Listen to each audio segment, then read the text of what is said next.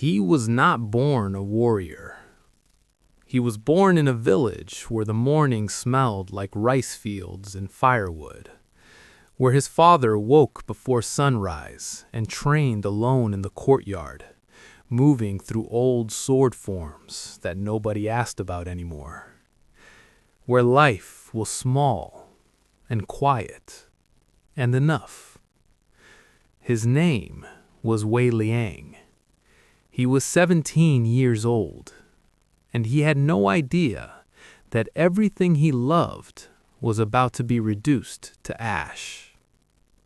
The Tang Dynasty was in its golden age. The capital city of Chang'an shone like a jewel. Lanterns, silk merchants, poets drinking wine under painted rooftops. But golden ages have shadows. And in the shadows, men like Deng Hao grew fat on other people's suffering. Deng Hao controlled 3 provinces through fear and illegal taxation. He had the right connections in the imperial court. He had soldiers, and he had Cao Jin. Cao Jin was 22 years old and already the most feared enforcer in the region. Cold eyes, precise sword, no hesitation. Men called him the Silent Blade. He never spoke before he killed. He did not need to. When Wei Liang's village refused to pay Deng Hao's illegal grain tax, the Lord sent Cao Jin with 50 soldiers and the simple instruction: make an example. Wei Liang was sharpening a blade when the smoke started rising from the eastern edge of the village. He heard screaming before he understood what was happening. By the time he ran to the town square, it was already over. His father was on his knees, in the dirt, surrounded. Cao Jin stood 3 feet away, sword drawn, calm, focused, like a craftsman about to finish his work. His father turned, found Wei Liang's face in the crowd, and said nothing.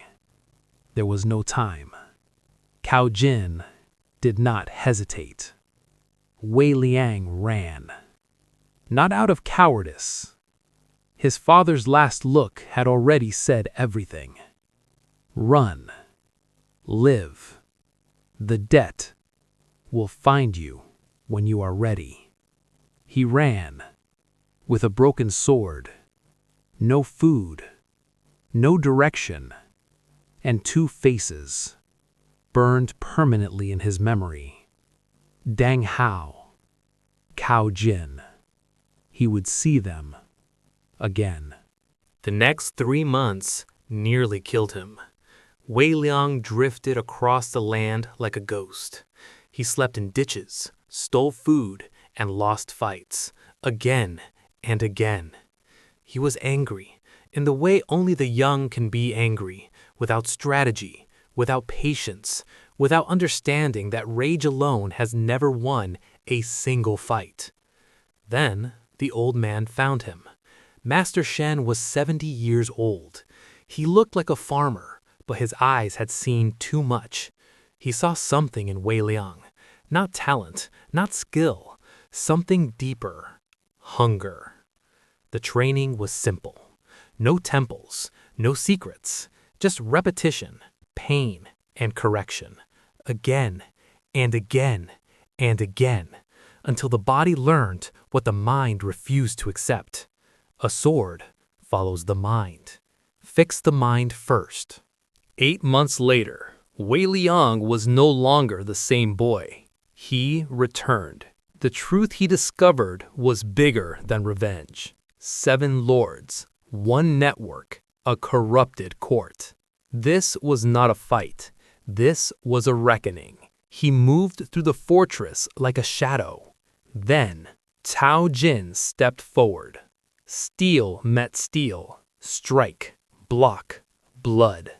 Cao Jin was still stronger, still precise, But Wei Liang had learned. He found the opening and took it.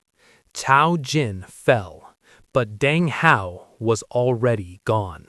The final battle happened where it began. Same ground, same sky, different man. This time, Wei Liang did not hesitate. When it was over, he did not take power. He did not take land.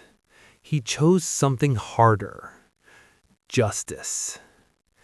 The lords fell one by one, and then Wei Liang disappeared. But his name remained. They called him the blood of the young, not because of what he spilled, but because of what he refused to let die.